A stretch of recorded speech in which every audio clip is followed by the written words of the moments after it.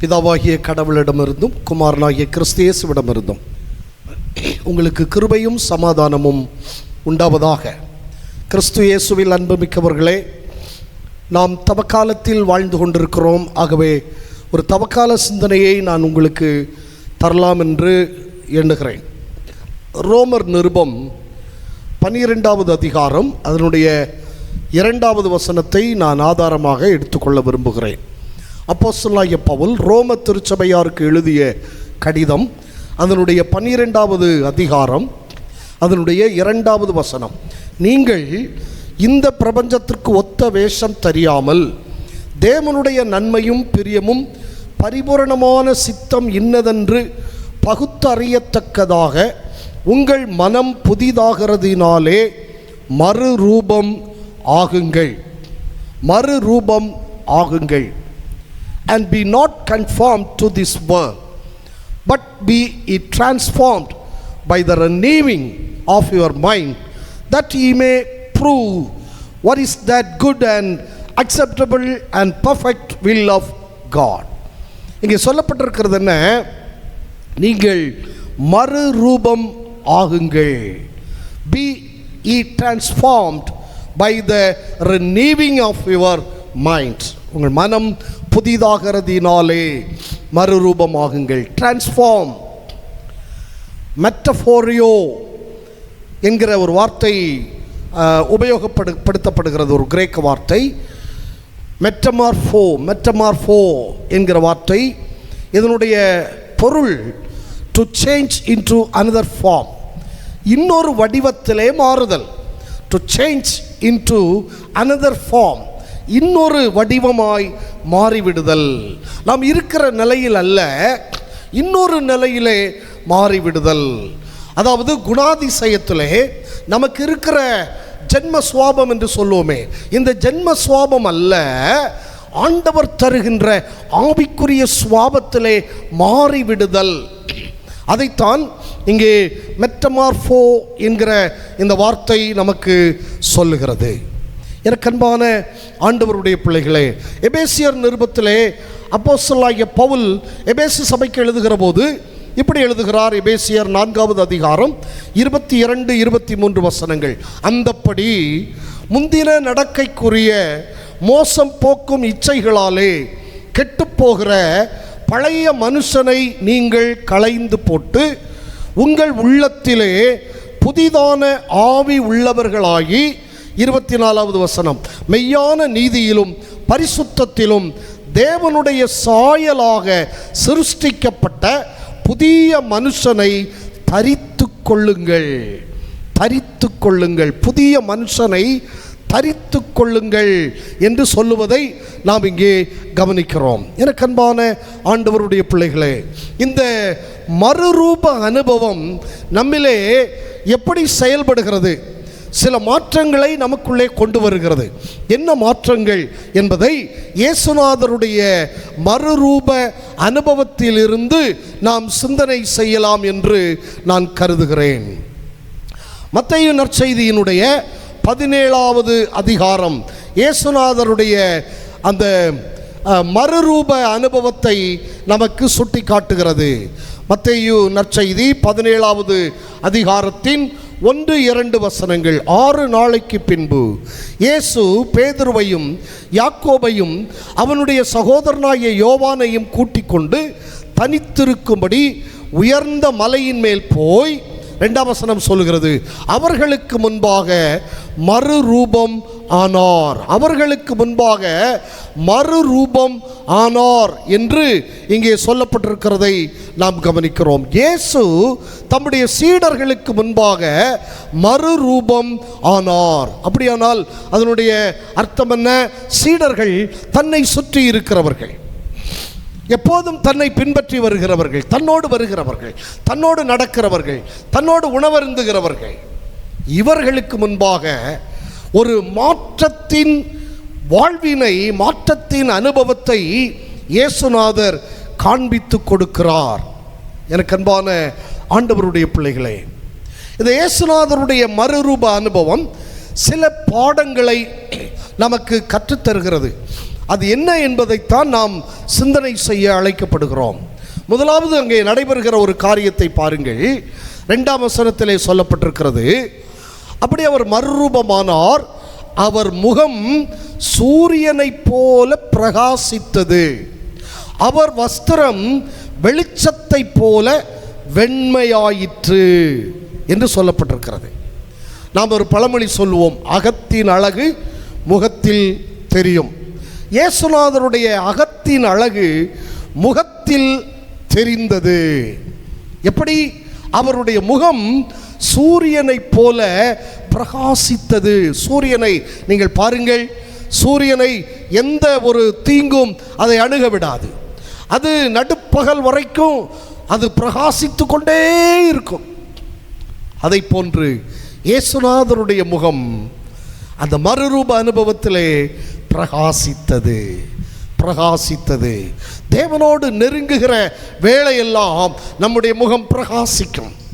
மோசே கர்த்தருடைய சமூகத்திலே வந்தார். அந்த ஒரே பர்வதத்திலே ஆண்டவர் சொன்ன அந்த சீனாய் மலையிலே அவன் மேலே ஏறினான். இயேசு அங்கே ஆண்டவரோடு கூட இருந்தான். ஆண்டவர் அவனோடு பேசினார். அவன் கர்த்தரிடத்திலே தங்கியிருந்தான். கீழே இறங்குகிற போது அவனுடைய முகம் பிரகாசித்திருக்கிறதை ஜனங்களெல்லாம் கண்டார்கள். இயேசுநாதருடைய முகம் பிரகாசித்ததை சீடர்கள் கண்டார்கள். நம்முடைய முகத்தின் ஒளி அகத்தில் இருக்கிறது, நம்முடைய முகத்தில் தெரிவதை நம்மை சுற்றி இருக்கிற மக்கள் எல்லாம் பார்க்க வேண்டும். அதுதான் மறுரூபம். அவருடைய முகம் சூரியனைப் போல பிரகாசித்தது. சிந்தையிலே, மனதிலே ஏற்படுகின்ற ஒரு பெரிய மாற்றம். இந்த மறுரூபம் என்று சொல்லுகிற வார்த்தைக்கு நான் இப்படி சொல்லலாம் என்று எண்ணுகிறேன். உள்ளிருந்து ஏற்படுகிற மாற்றத்தினால் வெளிப்புறத்தில் அல்லது தோற்றத்தில் ஏற்படுகிற சில மாற்றம். நம்முடைய உள்ளான மனுஷன் மாற்றமடைவதின் மூலமாய் நம்முடைய வெளிப்புற தன்மையிலே நாம் காட்டுகின்ற செயல்களிலே காட்டுகின்ற சில மாற்றங்கள். Be holy in mind. நம்முடைய மனதிலே நாம் மாற்றம் பெற வேண்டும். எபேசியர் 5வது அதிகாரம் 18வது வசனத்திலே எபேசு சபைக்கு பவுலடியார் எழுதுகிற போது இதை எழுதுகிறார். எபேசு பட்டணம் தியானாள் என்கிற ஒரு தேவி, ஒரு கடவுளை வழிபட்ட மக்கள். இந்த தியானாள் தேவிக்கு மதுபான படையல் படைப்பார்கள். ஆகவே அந்த மதுபான படையல் படைத்து அவர்கள் அங்கே தங்களுடைய சரீரத்தை கிழித்து அப்படியெல்லாம் ஒரு பெரிய காரியத்தை செய்வார்கள். ஆகவே பவுலடியார் எழுதுகிறார், துன்மார்க்கத்துக்கு ஏதுவான மதுபான வெறி கொள்ளாமல் ஆவியினால் நிறைந்து என்று எழுதுகிறார். ஆவியினால் நிரப்பப்படுகின்ற ஒரு மறுரூப அனுபவம், மாற்றம் பெறுகின்ற அனுபவம். இதை பவுலடியார் ரோம திருச்சபைக்கு எழுதுகிற போது இந்த பிரபஞ்சத்திற்குரிய வேஷம் என்று எழுதுகிறார். இந்த பிரபஞ்சத்திற்குரிய வேஷம் தெரியாமல், இந்த பிரபஞ்சத்திற்குரிய சாயலில் காணப்படாமல் மகிமையின் சாயலை அணிந்து கொண்டு. 1 கொரிந்தியர் 15ஆம் அதிகாரத்திலே பவுலடியார் எழுதுகிற போது இப்படி எழுதுவார், நீங்கள் மண்ணானவருடைய சாயலை அணிந்திருக்கிறது போல வானவருடைய சாயலையும் அணிந்து கொள்ளுங்கள் என்று 1 கொரிந்தியர் 15ஆம் அதிகாரத்திலே அவர் எழுதுவதை நாம் கவனிக்க முடியும். 49வது வசனத்திலே அவர் சொல்கிறார், மேலும் மண்ணானவனுடைய சாயலை நாம் அணிந்திருக்கிறது போல வானவருடைய சாயலையும் அணிந்து கொள்வோம். இந்த மண்ணானவருடைய சாயல் நம்முடைய சரீரத்தில் இருக்கிறது, நம்முடைய சிந்தையில் இருக்கிறது, நம்முடைய மனதில் இருக்கிறது. இது மாற்றம் பெற்று நமக்குள் தூய ஆவியானவர் செயல்படுகிறார். செயல்பாட்டினாலே ஒரு புதிய அனுபவம், ஒரு மாற்றம் பெற்ற அனுபவம், நம்முடைய முகம் பிரகாசிக்கிற ஒரு அனுபவம் நம்மிலே வேண்டும் என்று இங்கே சொல்லுகிறார். அப்படி முகம் பிரகாசிக்கிற போது வஸ்திரம் தானாக வெண்மையாக பிரகாசித்தது. முகம் பிரகாசிக்கிற போது வெளித்தோற்றமும் தானாக மாறும், மாற்றம் வரும். வெளிப்புற மாற்றமும் அவசியம். Be holy in the world, be holy in mind, be holy in the world. நீங்கள் மனதிலே பரிசுத்தமாயிருங்கள், இந்த உலகத்திலே பரிசுத்தராயிருங்கள். வஸ்திரம் வெண்மையாய் பிரகாசித்தது, வெளிப்புற மாற்றமும் அவருக்குள்ளே வந்தது. இப்படிப்பட்ட ஒரு மாற்றம் நமக்கு அவசியம். சிலர் எண்ணுகிறார்கள், என்னை ஆண்டவர் பார்த்தால் போதும், மனுஷன் என்னை பார்க்க வேண்டிய அவசியம் இல்லை. அது முறைகேடானது. ஆனால் ஆண்டவர் நமக்கு சொல்லி தந்திருக்கிறார். எப்படி, என்ன சொல்லி தந்திருக்கிறார்? பவுலடியார் எபேசு சபைக்கு எழுதும்போது அவர் எழுதுகிறார், ஞானமற்றவர்களைப் போல நடவாமல் என்று எபேசியர் 5ஆம் அதிகாரம் 15ஆம் வசனத்தில் எழுதுகிறார். ஞானமற்றவரைப் போல நடவாமல். எபேசியர் 5:11 அவர் எழுதுகிறார், கனியற்ற அந்தகார கிரியைகளுக்கு உடன்படாமல் அவைகளை கடிந்து கொள்ளுங்கள் என்று சொல்லுகிறார். இன்னொன்று அவர் சொல்லும்போது சொல்லுகிறார், மனுஷருக்கு முன்பாக யோக்கியமாய் நடந்து கொள்ள பாருங்கள். மனுஷருக்கு முன்பாக யோக்கியமாய் நடந்து கொள்ள பாருங்கள். ஆகவே மனுஷர் என்னை பார்க்க வேண்டிய அவசியம் இல்லை, கர்த்தர் என்னை பார்த்தால் போதும் என்று சொல்லுவது சரியானது அல்ல. நம்மை சுற்றி இருக்கிற ஜனக்கூட்டம் நம்மை பார்க்க வேண்டும். பார்க்கிற போது நம்மிலே வெளிப்படுகிற மாற்றத்தை அவர்கள் காண வேண்டும். நம்முடைய முகம் பிரகாசிக்கிறதை, நம்முடைய வஸ்திரம் வெண்மையாய் பிரகாசிக்கிறதை நம்மை சுற்றி இருக்கிற மக்கள் எல்லாம், பிற மக்கள் எல்லாம் பார்க்க வேண்டும். ஆகவேதான் மனுஷருக்கு முன்பாக யோக்கியமாய் நடந்து கொள்ள பாருங்கள் என்றவர் எழுதுகிறார். எபேசியர் 5ஆம் அதிகாரம் 8ஆம் வசனத்திலே பவுலடியார் சொல்லும்போது சொல்லுகிறார், வெளிச்சத்தின் பிள்ளைகளாய் நடந்து கொள்ளுங்கள்.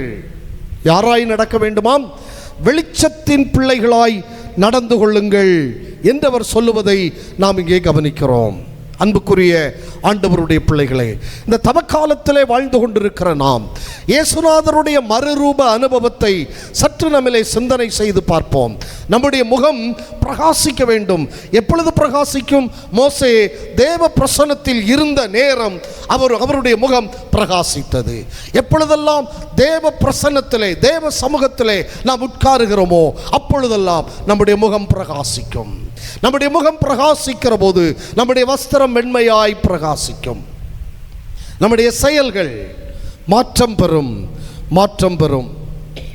இப்பொழுதுதான் நாம் சொல்ல முடியும், 2 கொரிந்தியர் 5:17 சொல்லப்பட்டது போல, எல்லாம் புதிதாயின.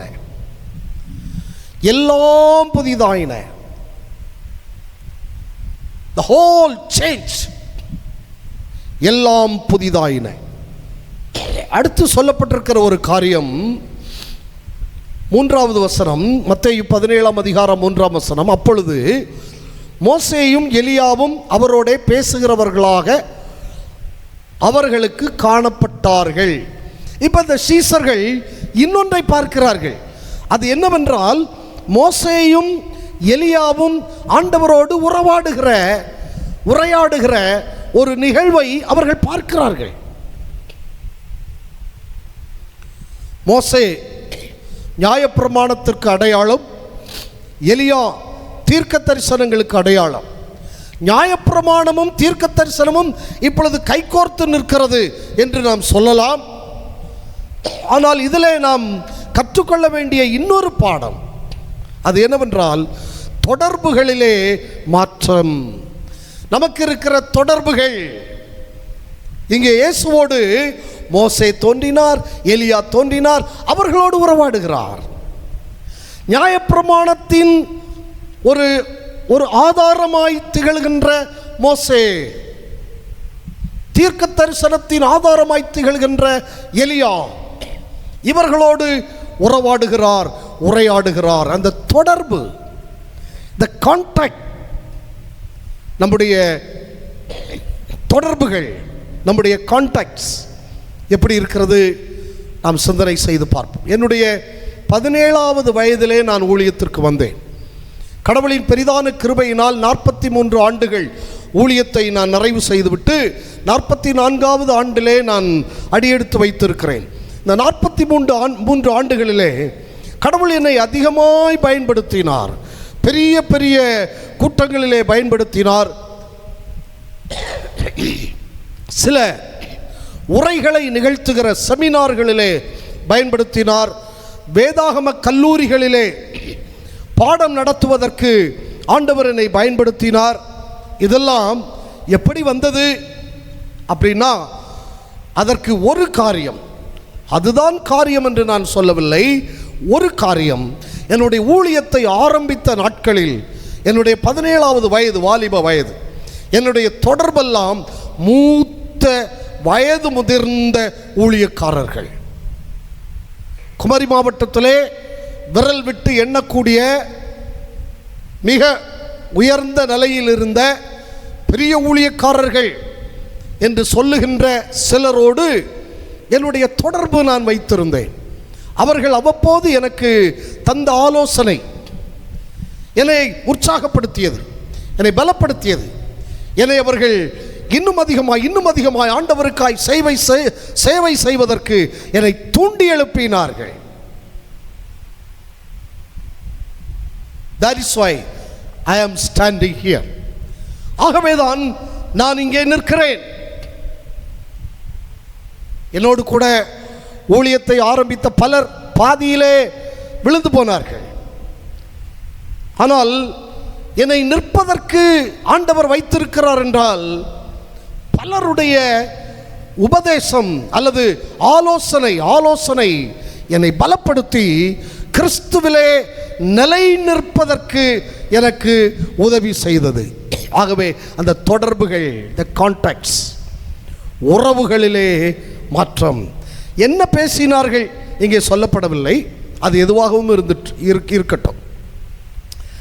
ஆனால் மோசேயும் எலியாவும் தோன்றி இயேசுநாதரோடு பேசினார்கள், அதுதான் முக்கியம். எனக்கு அன்பான ஆண்டவருடைய பிள்ளைகளே, நாம் மறுரூபம் ஆகிற போது நம்முடைய உறவுகளிலே மாற்றங்கள் வரும். நம்முடைய கான்டாக்ட்ஸில், தொடர்புகளிலே மாற்றங்கள் உருவாகும். எனக்கு அன்பானவர்களே, இந்த தொடர்புகளில் இருக்கிற மாற்றங்களை நாம் நம்முடைய வாழ்விலே நாம் காண ஆண்டவருக்கு நம்மை அர்ப்பணிப்போம். ஒரு வார்த்தை இப்படி சொல்லுகிறது, bad company ruins good morals. Bad company, தவறான தொடர்புகள், ரூயின்ஸ் குட் மாரல்ஸ், வாழ்வின் நல்ல தகவுகளை எல்லாம் அழித்துவிடும். ஆகவே நாம் தவறான தொடர்புகள் அவைகளை எல்லாம் நாம் ஒதுக்கிவிட்டு கடவுளோடு தொடர்பு, கடவுளின் பிள்ளைகளோடு தொடர்பு, அந்த கான்டாக்ட்களிலே, தொடர்புகளிலே ஒரு மாற்றம் நம்மிலே வரட்டும். அப்படி வரும்போது என்ன நடக்கிறது? இங்கே பேதுரு சொல்லுகிறார், ஆண்டவரே உமக்கு ஒரு கூடாரமும் எலியாவுக்கு ஒரு கூடாரமும் மோசேக்கு ஒரு கூடாரமும் இங்கே போடுவோம், நாம் இங்கே இருப்பது நல்லது என்று இங்கே பேதுரு சொல்லுகிறார்.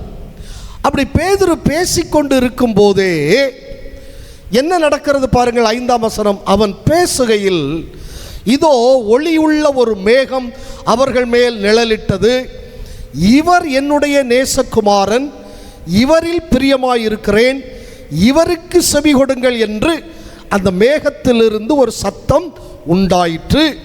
சீஷர்கள் அதை கேட்டு முகங்குப்புற விழுந்து மிகவும் பயந்தார்கள். இங்கே ஒரு நிகழ்வு நடைபெறுகிறது, ஒரு சம்பவம். அது என்னவென்றால், பேதுரு கொஞ்சம் அதிக பிரசங்கித்தனமாய் சொல்றான், ஆண்டவரே கூடாரம் போடுவோம், உமக்கு ஒரு கூடாரம் மோசைக்கு ஒரு கூடாரம், ஏலியாவுக்கு ஒரு கூடாரம், நம்ம இங்கேயே இருந்துடலாம், ரொம்ப அழகாக இருக்குது, ரொம்ப உற்சாகமாக இருக்குது. நம்ம சில நேரங்கள் அப்படி தான் நினைப்போம்.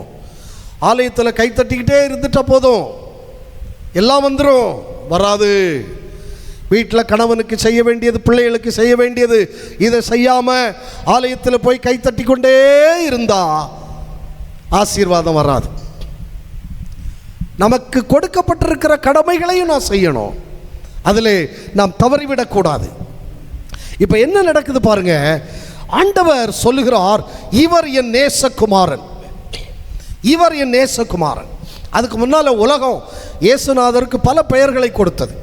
மார்க் 6ஆம் அதிகாரம் 3ஆம் வசனம், மார்க் 3ஆம் அதிகாரம் 21ஆம் வசனம், மார்க் 3ஆம் அதிகாரம் 22ஆம் வசனம்.